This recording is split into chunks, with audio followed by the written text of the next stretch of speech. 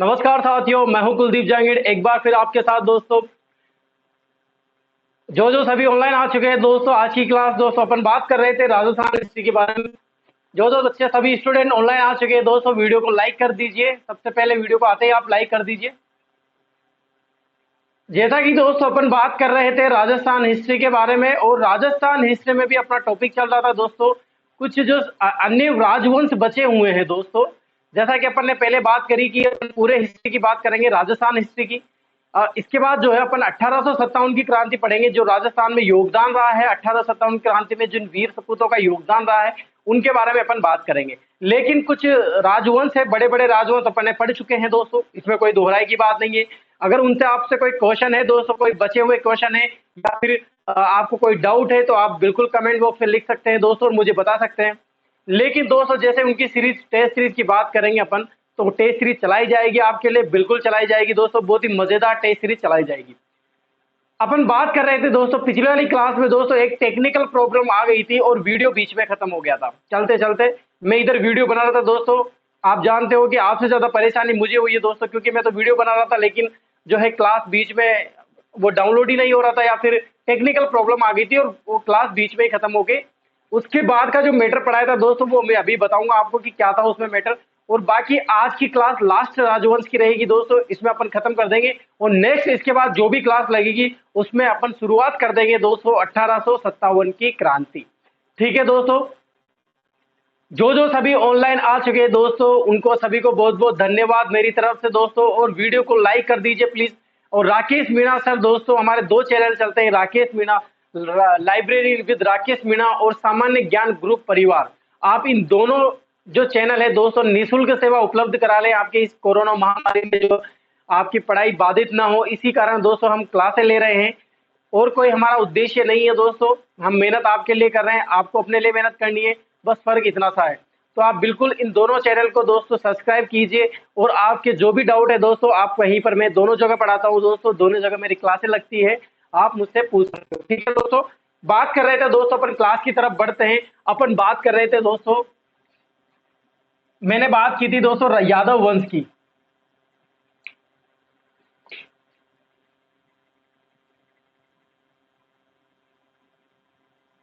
यादव वंश की बात चल रही थी, लेकिन दोस्तों आपको पता होगा कि क्लास बीच में रुक गई थी।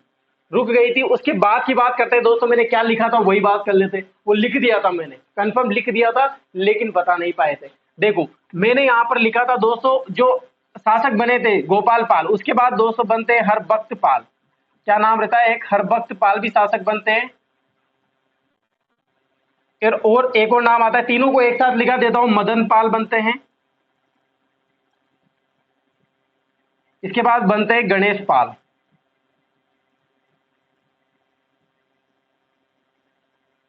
इन तीनों के साथ ही दोस्तों यादव वंश खत्म कर दूंगा मैं। आप देखना तीनों का क्या योगदान है। यहां पर मैंने लिखा है दोस्तों हरबख्त पाल। सबसे बढ़िया चीज है दोस्तों, याद रखने योग्य चीज है, मजा आएगा दोस्तों कि हरबख्त पाल कौन है। बताने में मजा आता है, एग्जाम में आए नहीं आए। आपको याद रखना है दोस्तों, हरबख्त पाल ने अंग्रेजों से संधि की थी। अंग्रेजों से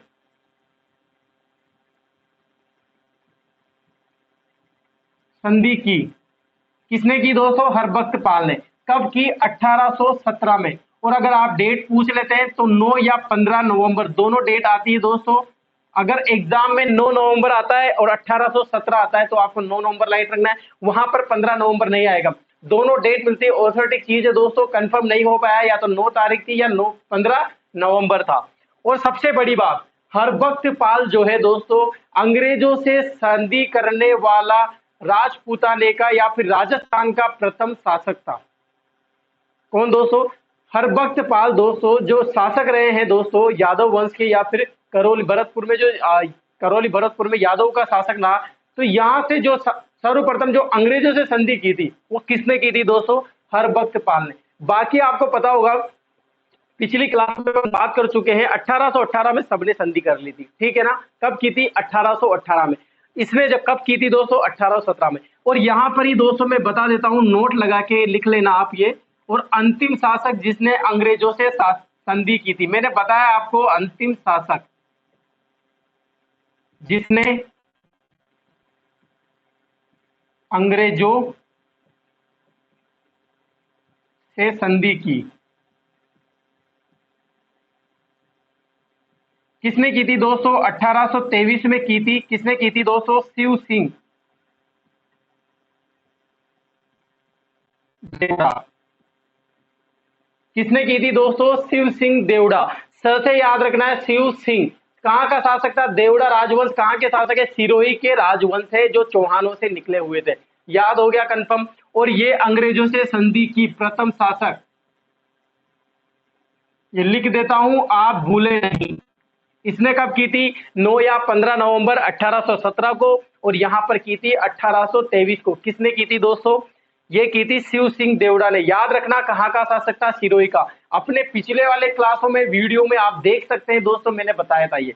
इसके बाद बात करते हैं दोस्तों मदन पाल की। 1857 की क्रांति के समय शासक, के समय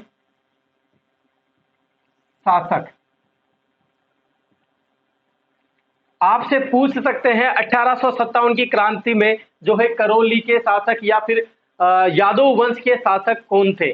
तो आपको आंसर क्या होना चाहिए दोस्तों? मदन पाल। पूछा जाता है एग्जाम में, बहुत सारे पूछे 1857 क्रांति, लिखाते भी है। कोटा के शासक कौन थे, बूंदी के शासक कौन थे, जयपुर के शासक कौन थे।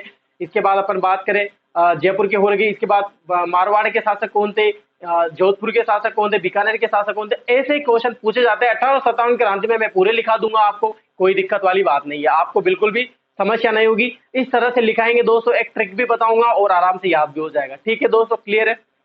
मदन पाल की बात हुई, 1857 की क्रांति के समय के शासक है। एक चीज और याद रखना दोस्तों, 1857 की क्रांति में और एक सन आता है दोस्तों 1865। क्या आता है दोस्तों? 1865। यहां पर बात कर रहे हैं दोस्तों, जब करौली के मदन पाल शासक थे, तो करौली के शासक कौन? मदन पाल। और स्वामी दयानंद सरस्वती, क्या नाम बोला मैंने? स्वामी दयानंद सरस्वती। पूरी कहानी याद आ गई होगी दोस्तों आपको। स्वामी दयानंद सरस्वती का नाम लेके कहां चले गए आप डायरेक्ट दोस्तों? कहां जाना चाहिए? पिछली क्लासों में देखना, मैं नहीं बताऊंगा कहां जाना चाहिए, आप चले गए होंगे दिमाग से। 1857 के बाद 1865 की बात आती है और करौली आते हैं कौन? स्वामी दयानंद सरस्वती। उस टाइम करौली के शासक कौन थे दोस्तों? मदन पाल थे। याद रखना, आप क्वेश्चन बनता है, अच्छा क्वेश्चन बनता है, तो आपको मदन पाल में ये दोनों चीजें याद रखनी है। ठीक है दोस्तों। गणेश पाल की बात करें दोस्तों, तो गणेश पाल देश आजादी के समय के शासक है। देश आजादी के समय के शासक, यानी कि आप एकीकरण के बाद दोस्तों देश आजाद हो गया, रियासतें बट गई थी, उस टाइम के शासक कौन है दोस्तों? गणेश पाल। ये वीडियो में रह गया था दोस्तों पिछली वाली क्लास में, यानी कि क्लास में मैंने पढ़ा दिया था ये, लेकिन क्या करें दोस्तों, रिकॉर्ड नहीं हो पाया, वो चला ही नहीं दोस्तों आगे। कुछ प्रॉब्लम, टेक्निकल प्रॉब्लम आ जाती है तो इलेक्ट्रिकल चीजें कुछ आप प्रॉब्लम, जब इंसानों में प्रॉब्लम होती है, मोबाइल में प्रॉब्लम या कैमरे में प्रॉब्लम नहीं हो सकती, ये हो सकती है। अब आप दोस्तों आराम से इसका स्क्रीनशॉट ले सकते हैं। अच्छी चीजें बताई है मैंने, कोई दिक्कत वाली बात नहीं है, आप लिख लो पहले।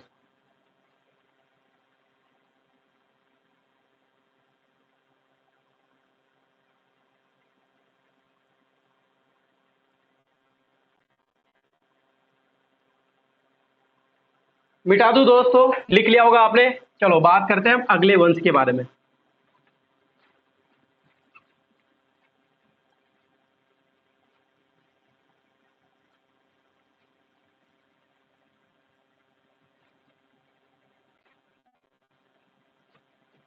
ये हो गए दोस्तों यादव वंश, करौली के यादव।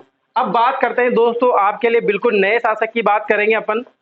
और अपन बात करते हैं दोस्तों अब जैसलमेर के बाटी। किसकी बात करते हैं दोस्तों? जैसलमेर के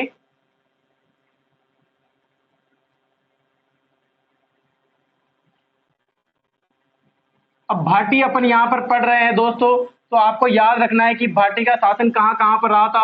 हनुमानगढ़ में दोस्तों, यानी कि बटनेर। इसके बाद बात करें दोस्तों जैसलमेर, मेन आता है दोस्तों जैसलमेर, आपको याद रखना है। जैसलमेर में किसका शासन रहा दोस्तों? भाटी राजवंश का। और करौली में भी यहां से निकले थे ये, तो निकले जब यहां से कहां आ गए? जैसलमेर चले गए। और भाटी मूलतः कहां के कहलाए? जैसलमेर के कहलाए, यानी मूलतः कहां के कहलाए? करौली के किले, आगे बताएंगे, आगे बात आने वाली है। अब इसकी बात करते हैं दोस्तों उत्पत्ति की। तब आपको पता होगा दोस्तों वंश किसके हैं, करौली के। तो करौली चंद्रवंशीय थे, तो दोस्तों जैसलमेर भी क्या हो जाएंगे, बाटी चंद्रवंशी हो जाएंगे। क्या हो जाएंगे दोस्तों, चंद्रवंशी हो जाएंगे। और अपने आप को दोस्तों कहाँ के शासक मानते हैं दोस्तों, यादवों के वंशज मानते हैं। वंशज किसके मानते हैं दोस्तों, यादवों के।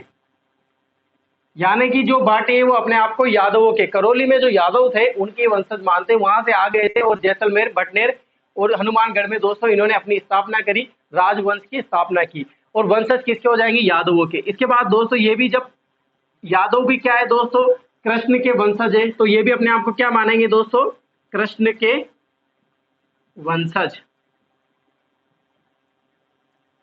क्या मानेंगे दोस्तों, कृष्ण के वंशज। ठीक है दोस्तों, क्लियर हुआ। अब इसके बाद बात करते हैं दोस्तों शासक हुए।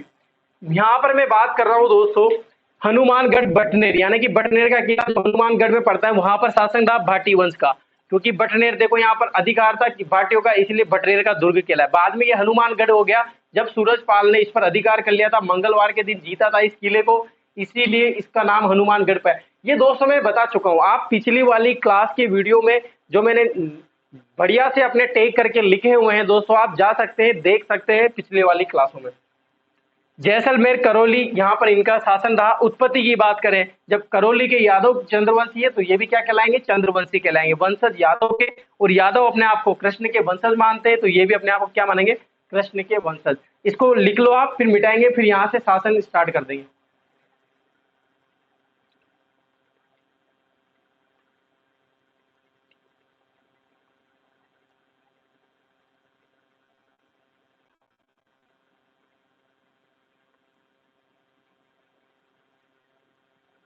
मिटा दो दोस्तों।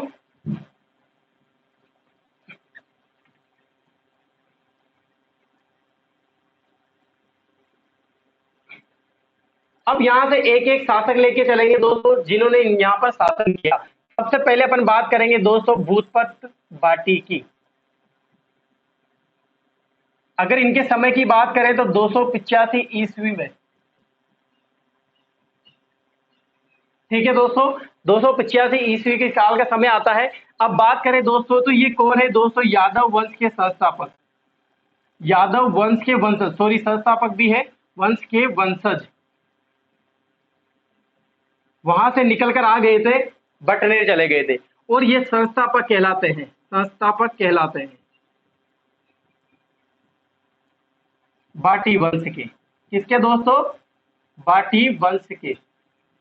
दोस्तों यहां पर अपन बात करें, आपको लग रहा होगा दोस्तों कि मैटर क्या है, लेकिन मैं आपको बता दूं एक टारगेट रखा हुआ है कि राजस्थान हिस्ट्री पढ़ाएं, लेकिन ये पढ़ाने का आप बहुत कम क्लासें देख पाओगे। जब ये जैसलमेर के बाटी या फिर इनकी स्टोरी बताते आएगी तो बताएंगे दोस्तों, लेकिन नॉर्मल क्वेश्चन पूछे जाते हैं, एक आध क्वेश्चन गलती से अगर आ जाए तो बात अलग है, वरना ये अधिकतर बहुत कम सिलेबस रहते हैं जिनमें जैसलमेर के, यादव के, या फिर भरतपुर के, या फिर अपन बात करें टोंक के राजवंश, ये रहते हैं। प्रतिहार भी नहीं रहते तो ये क्या रहेंगे आप बताओ। लेकिन अपना टारगेट है कि आपको कोई असावधानी ना हो, आपको नोट्स या बुक देखने की जरूरत ना पड़े, ये इसी बेस को लेकर यहाँ पर चल रहे हैं। और जितना इजी हो उतनी इंपॉर्टेंट फैक्ट चीजें, आटा बिल्कुल और घी की बात कर रहे हैं यहाँ पर, जो पिछले वाली क्लास में मैंने बात की थी। घबराने की जरूरत नहीं है दोस्तों, बिल्कुल भी। मैं दावे के साथ कह सकता हूँ दोस्तों, जो यहाँ पर मैटर मिल रहा है ना इस क्लास में, इस चैनल में जो मैटर मिलते हैं वो संपूर्ण मैटर है, बिल्कुल संपूर्ण मैटर है, फालतू की बातें बिल्कुल भी नहीं की गई है इस क्लास में। ठीक है दोस्तों, संस्थापक कहलाते हैं और इन्होंने बसाया दोस्तों, बसाया। और बात करते हैं बसाया, क्या बसाया दोस्तों, बटनेर नगर। और बात करें जब बटनेर नगर इन्होंने बसाया तो निर्माण भी करवा देते हैं ये दोस्तों, निर्माण करवाया किसका दोस्तों, बटनेर दुर्ग का।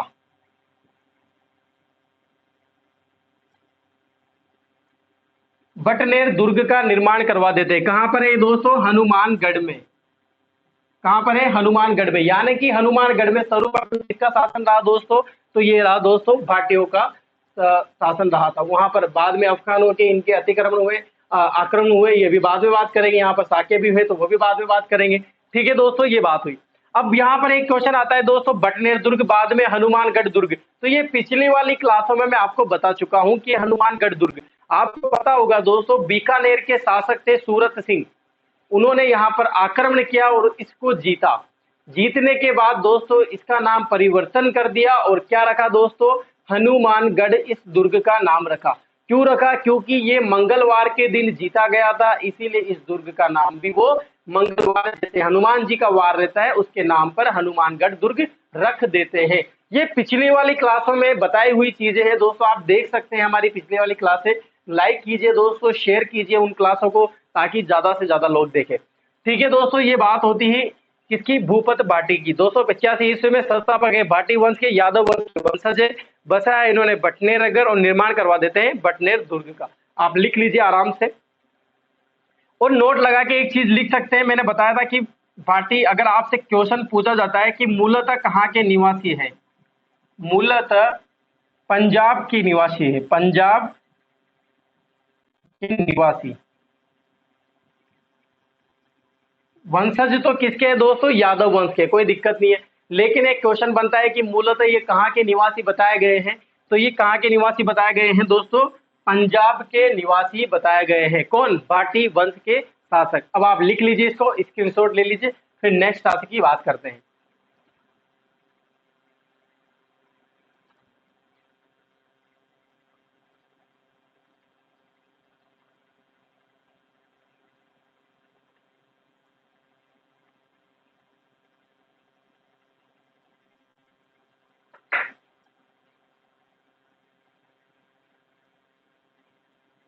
मिटा दूं दोस्तों,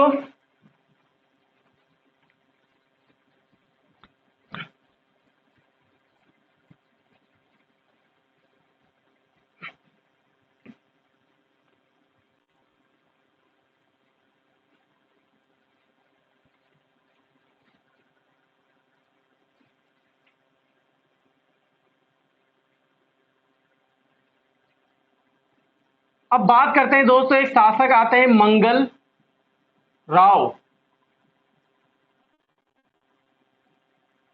मंगल राव आते हैं और ये दोस्तों राजधानी बनाते हैं, किसको बनाते हैं दोस्तों, तन्नोट को, जो कहां पर स्थित है दोस्तों, जैसलमेर। यहां पर राजधानी नहीं बनी है, जैसलमेर के अंदर ही दोस्तों एक कस्बा है जिसका नाम है तन्नोट। और कौन बनाता है दोस्तों राजधानी, मंगल राव को, यानी कि पहली राजधानी मान सकते हैं दोस्तों तन्नोट को। ठीक है दोस्तों, जैसलमेर की पहली राजधानी तन्नोट थी, राजधानी की कौन बनाता है, मंगल राव। अब बात कर लेते हैं दोस्तों यहाँ पर तन्नोट की, नाम सुना होगा आपने, तन्नोट में क्या क्या स्थित है दोस्तों, उसकी बात कर लेते हैं साथ के साथ। बताने से क्या है दोस्तों, आपको जब भी कल्चर की क्लास रहेगी तो याद आ जाएगा, बिल्कुल डिटेल से याद हो जाएगा, तो कोई प्रॉब्लम नहीं होगी। सबसे बड़ी बात करते हैं दोस्तों, तो ये तन्नोट नगर बसाया किसने, नगर बसाया, तो ये बसाया था दोस्तों तन्नुज बाटी ने। किसने बसाया था दोस्तों, तन्नुज बाटी ने, और अपने ही नाम पर नगर बसाता है दोस्तों तन्नोट। और मंगल राव जो है इसको अपनी राजधानी बना देते हैं, किसको दोस्तों, तन्नोट में। बात करें दूसरी, तन्नोट में एक प्रसिद्ध माता है, प्रसिद्ध माता, इसका नाम भी क्या है, इसी के नाम पर है, जिसे तन्नोट माता का नाम से जाना जाता है। ठीक है दोस्तों, और तन्नोट माता की बात करें दोस्तों, यहाँ पर तन्नोट माता की बात करें तो देखो इधर तन्नोट माता की बात करें अपन, ये मैं कोष्टक में बंद कर देता हूँ माता जी को।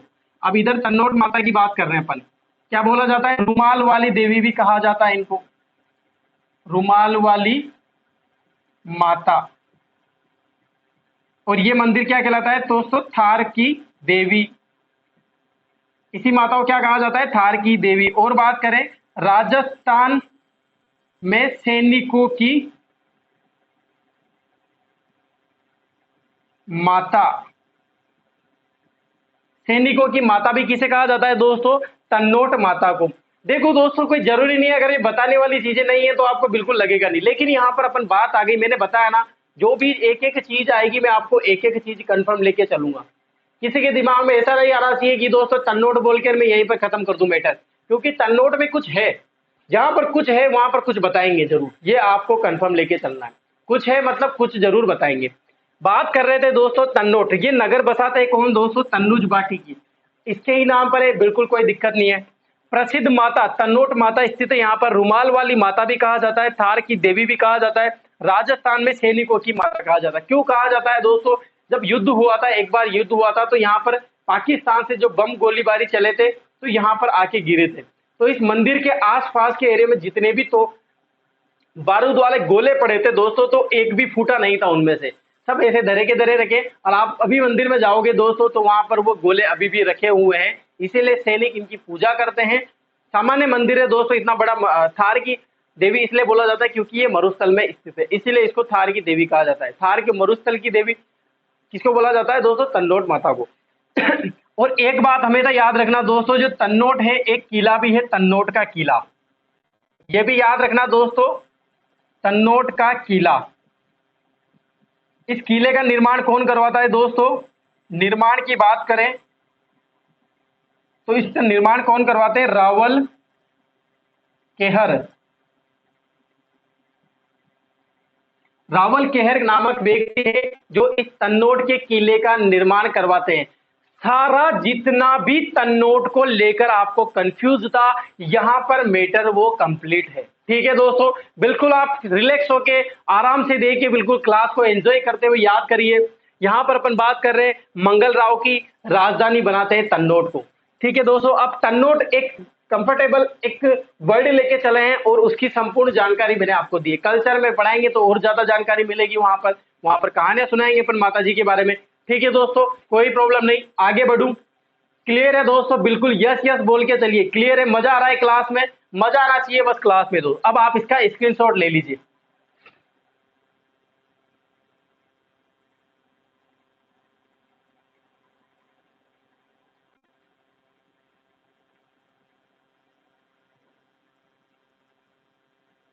मिटा दूं दोस्तों?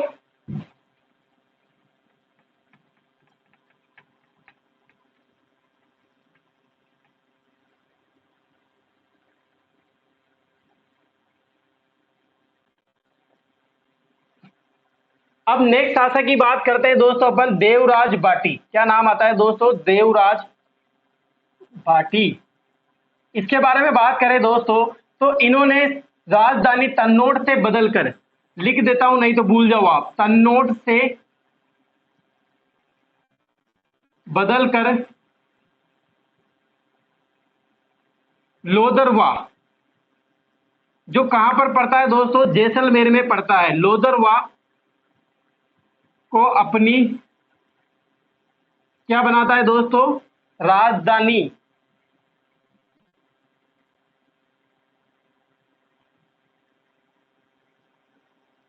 क्या बना दोस्तों? लोदरवा को। ये लो, इसको मिटा देता हूं। देवराज बाटी तन्नोट से बदलकर लोदरवा को अपनी क्या बना लेते हैं दोस्तों? राजधानी बना लेते हैं। यहां पर बात करें दोस्तों लोदरवा के बारे में, तो लोदरवा को जीतता है, जीतता है कौन दोस्तों? देवराज बाटी।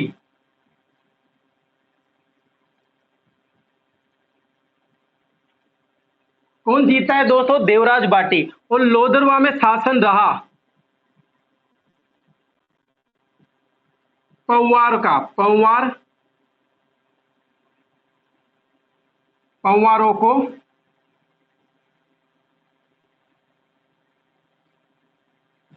पराजित करता है। किसने किया दोस्तों? देवराज भाटी ने। यानी कि पूरा ये कहना चाहता हूं मैं कि देवराज भाटी ने लोदरवा को जीता और तन्नोट के स्थान पर किसको राजधानी बनाया दोस्तों? लोदरवा को अपनी राजधानी बनाया। और राजधानी बनते ही दोस्तों जब वहां पर राजधानी बनी थी उससे पहले किसका शासन था? यहाँ पर परमार राजवंश का शासक था। उनको पराजित करता है देवराज भाटी और अपनी राजधानी बनाता है। और दोस्तों बात करें लोदरवा के बारे में तो लोदरवा का शिलालेख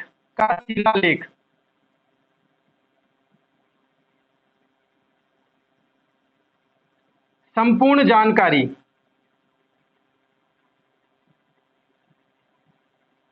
किसकी दोस्तों? भाटी राजवंश की। यानी कि अगर दोस्तों जैसलमेर के भाटी राजवंश की अगर संपूर्ण जानकारी आपको चाहिए तो लोदरवा के शिलालेख से प्राप्त जानकारी में आपको उपलब्ध होगी।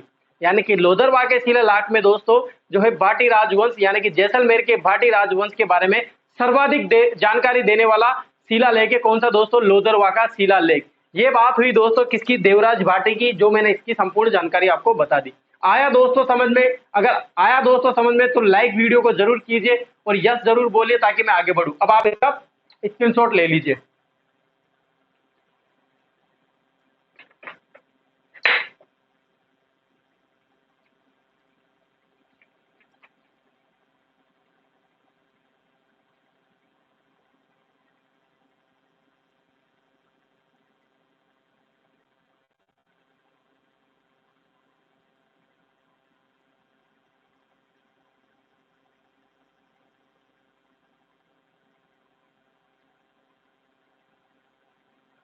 मिटा दो दोस्तों।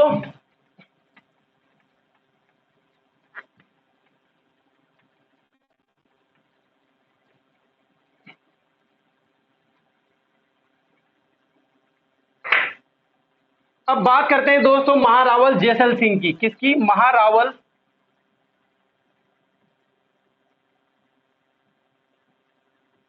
जैसल सिंह। इनके ही नाम पर बसाया। कब की बात है दोस्तों? ये 1155 ईस्वी की। क्या बताया दोस्तों? जैसलमेर नगर।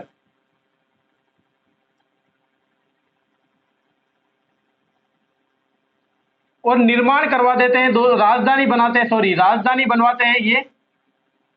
किसे बनाई दोस्तों? जैसलमेर को।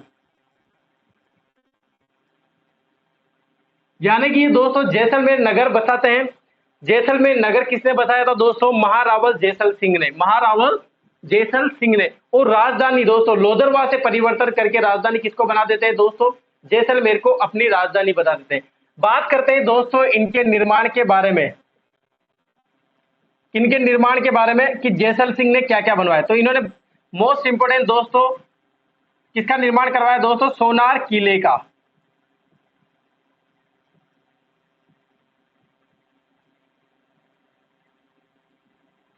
किसका निर्माण करवाया दोस्तों? सोनार किले का। दोस्तों यहां पर एक कंफ्यूज रहता है कि सोनार किले का निर्माण किसने करवाया था। दोस्तों इनका पुत्र था दोस्तों साली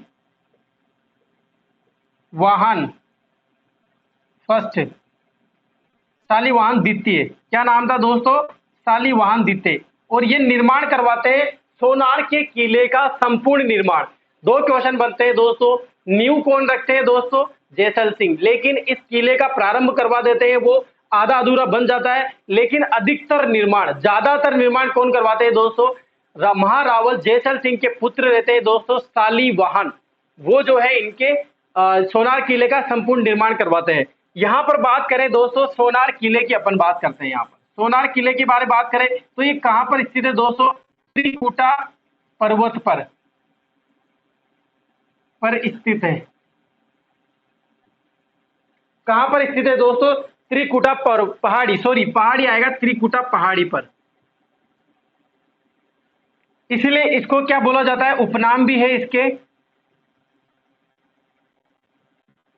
त्रिकुट दुर्ग या त्रिकुटा दुर्ग इसे कहा जाता है। और दूसरी बात सबसे इंपॉर्टेंट जो बोला जाता है इसको सोनारगढ़।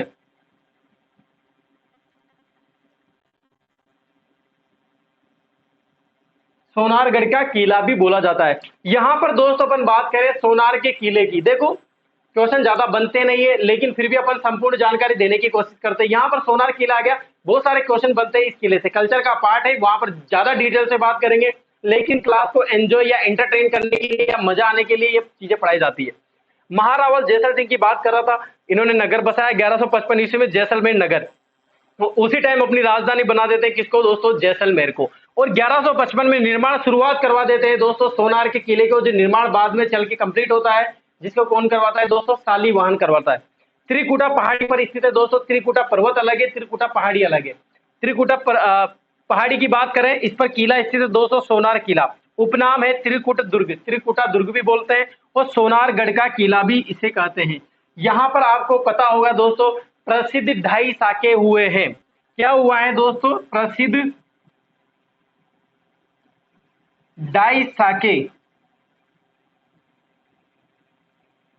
प्रसिद्ध ढाई साके कहां पर हुए थे दोस्तों? जैसलमेर में हुए थे। यह आपको एकमात्र राजस्थान की रियासत थी जैसलमेर जहां पर ढाई साके हुए थे, यानी कि कंप्लीट पूरा साका। केसरिया हुआ था लेकिन जौहर नहीं हुआ था। सॉरी, जौहर हो गया था, केसरिया नहीं हुआ था। यह आपको याद करने में अभी लिखा दूंगा, वहां पर बताता हूं मैं। पहले आप इसका स्क्रीनशॉट ले लीजिए।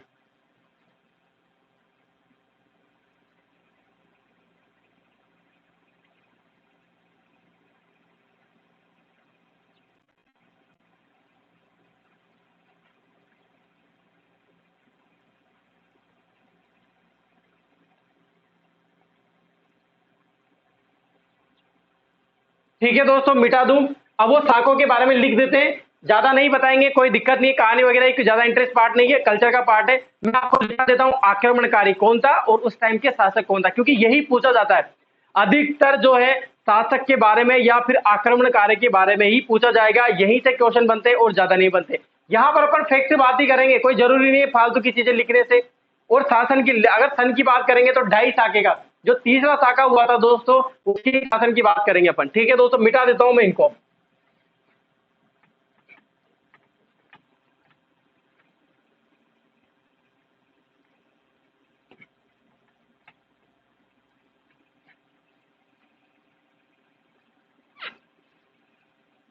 देखो, प्रथम शाखा, द्वितीय शाखा, तृतीय शाखा। प्रथम, सॉरी शाखा नहीं है, शाखा है। प्रथम शाखा, द्वितीय शाखा, और इधर बात करते हैं दोस्तों तृतीय शाखा की। ये हुआ था दोस्तों 1550 में। यही याद रखना है, दोनों नहीं लिखा हुआ, नहीं तो आप याद कर लो।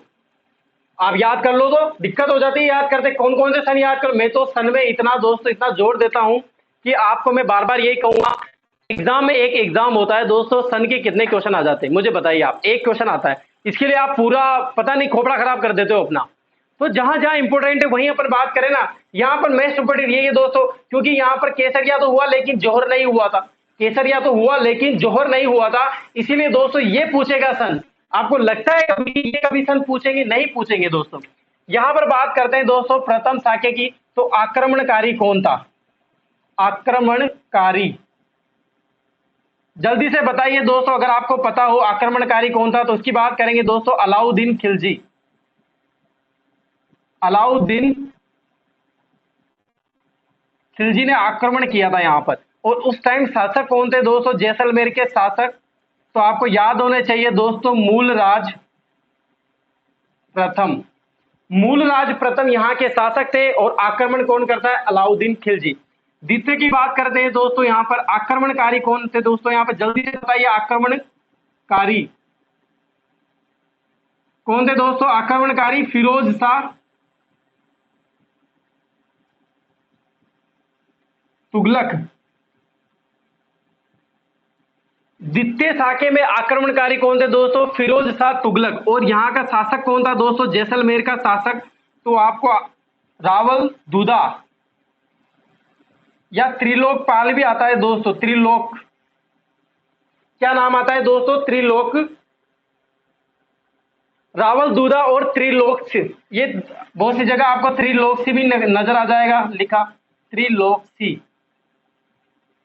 लेकिन आपको याद क्या रखना है दोस्तों? शासक रावल दूदा था, क्योंकि युद्ध कौन लड़ता है? त्रिलोक, लेकिन शासक कौन रहते हैं दोस्तों? रावल दूदा। बात करते हैं तृतीय साके की तरफ, आक्रमणकारी कौन करता है दोस्तों? आक्रमणकर्ता, आक्रमणकारी। आपको ये याद रखना है दोस्तों, मोस्ट इंपोर्टेंट अगर पूछा जाएगा तो यही पूछा जाएगा। 3 स्टार बना देता हूं, पूरे स्टार से घेर देता हूं, लेकिन आपको याद यही रखना है, कोई दिक्कत नहीं होनी चाहिए दोस्तों इसको याद रखने में। आक्रमणकारी कौन है दोस्तों? यहाँ पर आक्रमणकारी आएगा दोस्तों अमीर अली।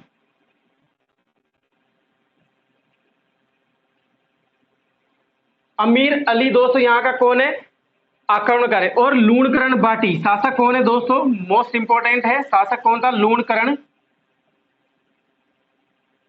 भाटी।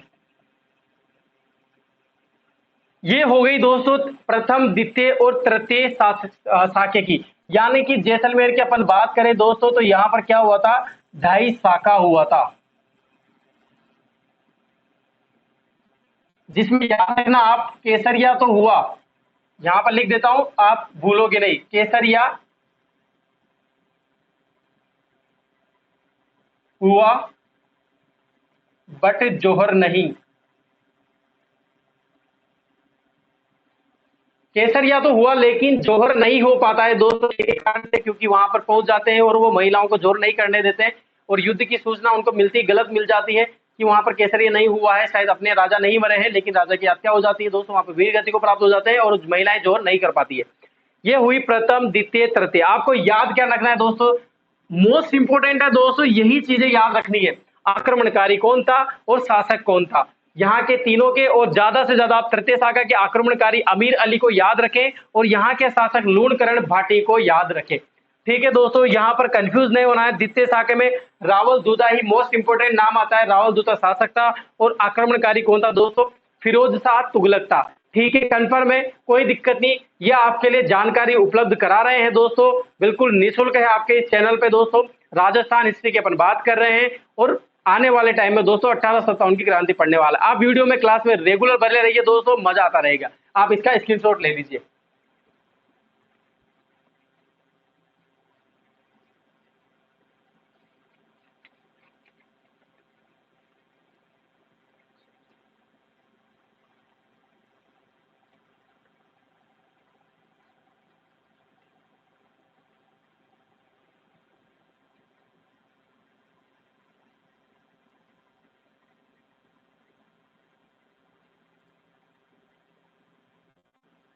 मिटा दूं दोस्तों,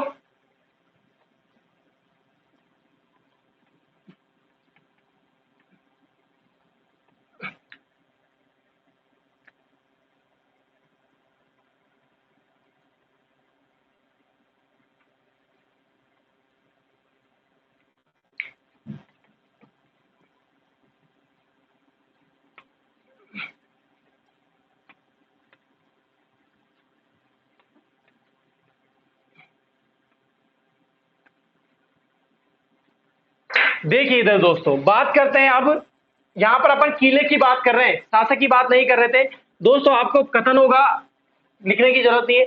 अबुल फजल ने इस किले के लिए क्या कहा है, अबुल फजल इतिहासकार थे दोस्तों, किसके किसके इतिहासकार थे दोस्तों, अबुल फजल, दरबारी नौ रत्नों में से एक थे दोस्तों अबुल फजल अकबर के, आपको पता होगा। तो इस किले की तरफ जाते हैं और उन्होंने कहा था कि इस किले में आपको केवल पत्थर की टांगे ही ले जा सकती है, क्योंकि ये रेगिस्तान में बना हुआ है। तो एक कथन बोला उनको देखने के बाद, यहाँ पर चलना मुश्किल हो रहा था, किले तक नहीं पहुंच पाते, उसके लिए मजबूत पैर की जरूरत पड़ती है, इसलिए उन्होंने क्या कहा कि यहाँ पर आपको पत्थर की टांगे ही ले जा सकती है। और बात करें दोस्तों, तो इस किले के बारे में बात करें तो यहाँ पर कितने बुर्ज है, 99 बुर्ज है, 99 क्या है दोस्तों, बुर्ज स्थित है। और दोहरा परकोटा अमर परकोटा कहलाता है, यहाँ का दोहरा परकोटा है दोस्तों, यहाँ पर दोहरा परकोटा, वो क्या कहलाता है दोस्तों, यहाँ पर अमर परकोटा, क्या कहलाता है दोस्तों, अमर परकोटा। जीन भद्र सूरी ग्रंथ है, यहाँ पर भंडार है, जीन भद्र सूरी, ये हस्तलिखित से सबसे बड़ा संग्रह है, हस्तलिखित जो हाथों से लिखा हुआ जो ग्रंथ है उनका सबसे बड़ा संग्रह कहाँ पर स्थित है, तो इस किले में रखा हुआ है, जिसे क्या कहा गया है दोस्तों, जीन भद्र ग्रह भंडार संग्रह। ठीक है दोस्तों, याद रखना, ये जैन बुरी भी आता है इसमें, वो एक ही बात है, जैन भद्र या जैन भद्र सूरी ग्रंथ। तो ये कहाँ पर स्थित है दोस्तों, इस किले में स्थित है। ये किले की बात हुई छोटी मोटी जानकारी, बाकी ऐसे तो आपको पता होगा अथह जानकारी है इस किले के बारे में, जो अपन जब कल्चर पढ़ेंगे, कल्चर के पार्ट आएगा तो वहां पर अपन किले पढ़ेंगे, स्थापत्य कला पढ़ेंगे, तो वहां पर अपन इसके बारे में बात करेंगे। ठीक है दोस्तों, 2-3 और शासक रह रहे हैं, उनके बारे में अपन बात कर लेते हैं। लूणकरण भाटी का नाम बोला था मैंने दोस्तों अभी, लूणकरण भाटी 1730 में शासक रहते हैं दोस्तों, ये 1730 सॉरी 1736 में, 30 नहीं 1736 में। तो लूणकरण भाटी की एक पुत्री रहती है दोस्तों, आपको अच्छे से याद होगा, इस पुत्री का नाम था दोस्तों उमादे। आप याद रखना इसको, इसको क्या बोला जाता है दोस्तों, रूटी रानी। और इनका विवाह हुआ था दोस्तों किनसे, आपको पता होगा, जोधपुर के शासक मालदेव से। महान प्रतापी शासक रहे हैं दोस्तों राजपूताने के मालदेव। 100 युद्धों का विजेता कहा गया है। ये अपनी पिछले जो क्लासें हुई, आप हमारे डिस्क्रिप्शन पे जा सकते हैं और लिंक को ओपन कर सकते हैं, वहां पर संपूर्ण इतिहास दिया हुआ है, आप बिल्कुल कंफ्यूज नहीं हो। पिछली क्लास में इसके बारे में बात कर चुके हैं, वहां पर भी मैंने बताया था उमादे कौन थी, लूणकरण भाटी की पुत्र थी, रूटी रानी के नाम से बोला जाता है। विवाह बोला था इनका मालदेव से। और बात करें दोस्तों 1570 में नागौर दरबार लगता है। क्या लगा दोस्तों, नागौर दरबार। इसमें अकबर की अधीनता स्वीकार करते हैं, अकबर की अधीनता स्वीकार की।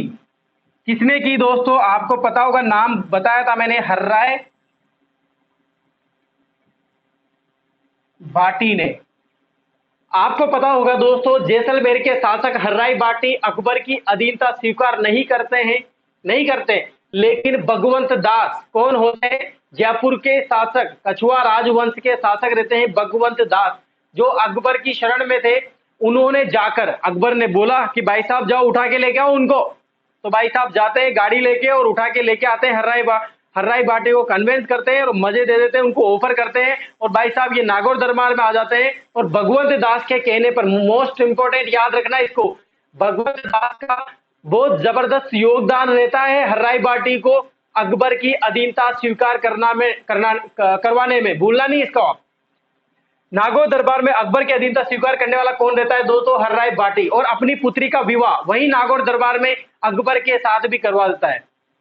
ये गलत बात है दोस्तों, कहीं जगह आपको जहांगीर मिलेगा कि इसके पुत्र जहांगीर से विवाह करवाया था, गलत है वो, बिल्कुल अकबर से करवाता है वो विवाह। हर्राय बाटी कौन है दोस्तों, अकबर की अधीनता स्वीकार करने वाला शासक। किसके कहने पर करता है, भगवंत दास के कहने पर। याद रखना, मोस्ट इंपोर्टेंट चीज है, लिख देता हूं नहीं तो क्या पता भूल जाओगे। भगवंत दास, इसी को ही भगवान दास भी बोला जाता है। ये बताया था मैंने आपको, भगवान दास के कहने पर या फिर तलवार दिखा कर कैसे भी करवाया, बंदूक सिर पे रखे हो कैसे भी करवाया, लेकिन करवाई थी। ठीक है दोस्तों, आप लिख लीजिए, एक दो लाइनें और वो भी लिखनी है, फिर खत्म करेंगे इसको। पहले स्क्रीनशॉट ले लीजिए आप।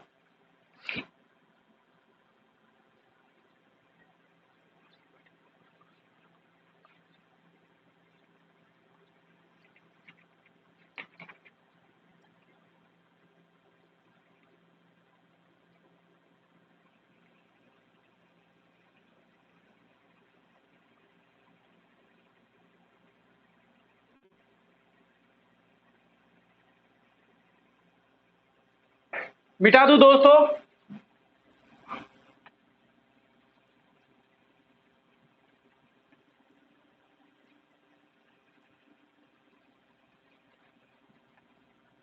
एक शासक आता है दोस्तों यहां पर, अमर बाटी। अमर बाटी याद रखना दोस्तों, ये निर्माण करवाते हैं भाई साहब, निर्माण करवाते हैं ये, याद रखना, अमर का नाले का, नाला बोल सकते हैं आप दोस्तों, नहर बोल सकते हैं। निर्माण कौन करवाते हैं, अमरकास बाटी। बिल्कुल इजीली इनके नाम पर एक नाला बनवाते हैं। क्यों बनवाते हैं सुनना, रीजन क्या था दोस्तों, नोट लिखा के लिख देता हूं। सिंधु नदी के पानी को, सिंधु नदी के पानी को जैसलमेर लाने के लिए, जैसलमेर लाने के लिए इस नाले का निर्माण पूछा जाता है। ये इंपोर्टेंट क्वेश्चन है, आप ऐसे समझ रहे होगे, अमरकास नाला कहां पर स्थित है, किसने निर्माण करवाया था, पूछा गया है दोस्तों ये। अखेराज सिंह बाटी, नेक्स्ट शासक की तरफ चलो, अब याद करते रहना, अखेराज सिंह बाटी। अरे भाई यहां पर आपको कोई आप परेशानी नहीं हो, इसीलिए पढ़ा रहा हूं मैं ये सब चीजें। कम से कम आप मेरे को मीटर तो मिल रहा है, नहीं तो कहाँ ढूंढते फिरोगे किताबों में क्या पढ़ना है क्या नहीं पढ़ना है। देखना एक बार आप किताब, अगर माता नहीं चकरा जाए तो मेरा नाम बदल देना आप। अखेराज सिंह भाटी, अखेराज नाम के सिक्के चलाते हैं भाई साहब, ये अखेराज सिक्के चलाते हैं ये। और बात करें दोस्तों तो ये नाप तोल की व्यवस्था प्रारंभ करवाते हैं, नाप तोल, या फिर बात करें अपन नाप तोल, नाप तोल ही बोलो आप, तो नाप तोल की व्यवस्था की इन्होंने।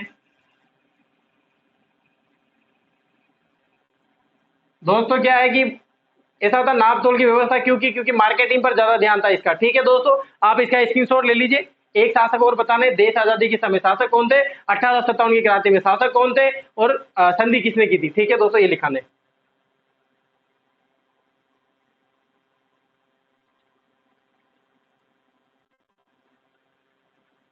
इधर का ही मिटा देता हूं दोस्तों, लिख लिया होगा आपने, स्क्रीनशॉट ले लिया होगा इसको। देखो बात करते हैं दोस्तों 1818 में संधि की, किनसे, अंग्रेजों से। अरे भाई अंग्रेजों से ही तो करेंगे ना संधि। किसने की दोस्तों, मूलराज भाटी द्वितीय ने, प्रथम तो आ गया था पहले। और बात करें दोस्तों देश आजादी के समय शासक, देश आजादी के समय शासक कौन थे दोस्तों, जवाहर सिंह भाटी। ठीक है दोस्तों, जवाहर सिंह भाटी जो है देश आजादी के समय शासक रहते हैं। 1818 में दोस्तों अंग्रेज आ जाते हैं और सभी राजपूताना के शासक से जो है वो क्या करवाते हैं दोस्तों, संधि करवाते हैं। तो यहां से संधि करने वाले कौन थे दोस्तों, मूलराज थे पहले। बाकी और अपन जहां पे आ रहे हैं, जहां पे बता रहे हैं, कोई दिक्कत वाली पिछली क्लास में जाइए और वहां पर आप देखिए, जरूरत ही नहीं है बताने की। और अमर भाटी की बात करें तो ये अमरकांस नाले का निर्माण करवाते हैं, सिंधु नदी का पानी कहां लाने के लिए दोस्तों, जैसलमेर लाने के लिए। ये होता है जैसलमेर के भाटी कंप्लीट। दोस्तों एक चीज याद रखना दोस्तों, एक शासक आते हैं नागवंश, नागवंश के शासक, बहुत अच्छी चीज बता रहा हूं।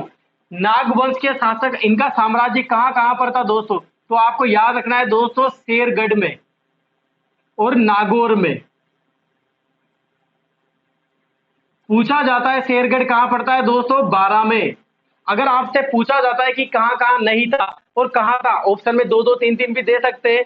नागवंश एक वंश हुआ था नागवंश, और कहां पर शासन रहा, नागौर में भी रहा था। और शेरगढ़ जो 12 में पड़ता है, शेरगढ़ किला भी है। अभी सैफ अली खान की एक मूवी आई थी जिसमें शूटिंग हुई है शेरगढ़ की। ठीक है दोस्तों, आप याद रखना, बहुत अच्छी। अगर आपको कोई प्रॉब्लम है तो आप मेरे कमेंट बॉक्स में लिख सकते हैं। अगर आपको समझ में आया, अच्छा लगा दोस्तों, तो वीडियो को लाइक कीजिए, शेयर कीजिए, और दोनों चैनल को आप सब्सक्राइब कीजिए। और ऐसे ही हमारे साथ प्यार बनाए रखे दोस्तों, वीडियो को देखते रहिए, क्लास को देख रहिए, क्योंकि यहाँ पर आपको संपूर्ण जानकारी, कोई असावधानी जैसी चीजें उपलब्ध नहीं करवाई जाएगी, बिल्कुल सावधानी वाली चीजें आपको दी जाएगी। ठीक है दोस्तों, आज के लिए इतना ही काफी। कल नए शासक के साथ या फिर हो जाएगा 1857 के अपन बात करेंगे। ठीक है दोस्तों, आज के लिए बहुत बहुत धन्यवाद। राम राम साहब।